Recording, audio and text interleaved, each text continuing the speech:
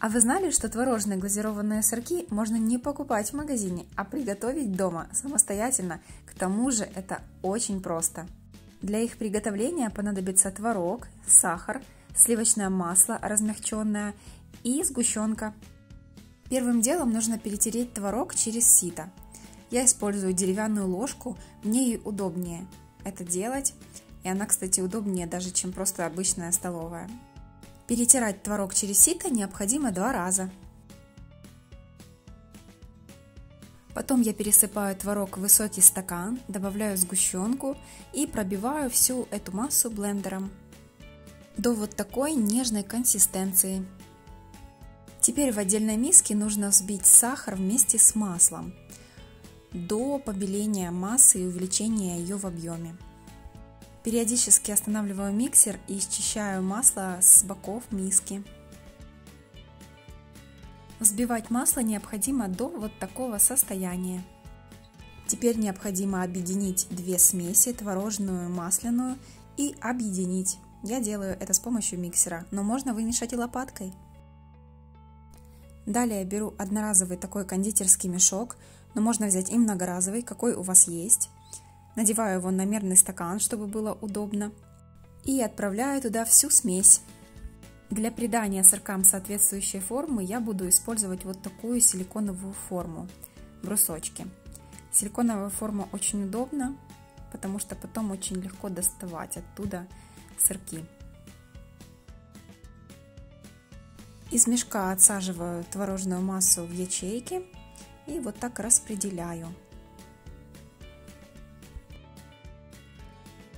Массу по форме можно распределить такими постукивающими движениями, но лучше всего, конечно, для придания идеальной формы разровнять поверхность спатулой. Перемещаю форму на поднос, можно сделать это сразу, и отправляю в морозилку для стабилизации. После того, как сырки стабилизировались, можно приготовить глазурь. Я использую черный шоколад и молочный. Растопила его на водяной бане. Это можно сделать и импульсами в микроволновке. Добавляю растительное масло без запаха и хорошо перемешиваю. Теперь необходимо массу остудить до комнатной температуры. Я использую термометр для точности, но можно это и ориентироваться как по ощущениям. После этого пересыпаю массу в стакан высокий. Предварительно на него одела кондитерский мешок для удобства. Достаю сырки из формы, они очень хорошо достаются. За что я люблю силиконовые формы, так это за удобство их использования. Беру нож и вот так сбоку накалываю сырок и окунаю его в глазурь. За счет того, что сырки находились в морозилке, глазурь на них застывает моментально. Где-то секунд 15 нужно подождать, пока все стечет, и потом перемещать на пергамент.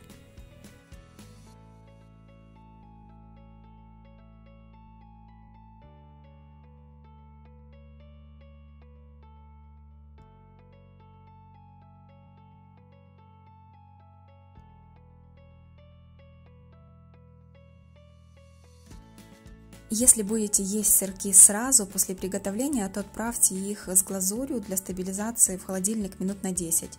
Либо же просто храните их в морозилке, а размораживайте через холодильник. А теперь лайфхак. Оставшуюся глазурь можно использовать повторно. Вот поэтому для удобства я использую такой мешочек. Храню в холодильнике. Растопить можно, просто положив в горячую воду. А вот и готовые сырки. Так они выглядят в разрезе после морозилки. В домашних сырках, в отличие от магазинных, нет стабилизаторов, пектинов, загустителей, и поэтому, если вы оставите их просто так на столе кухонном, то они потеряют свою структуру и консистенцию, поэтому храните их в морозилке и размораживайте через холодильник. Пробуйте, готовьте и не бойтесь экспериментировать.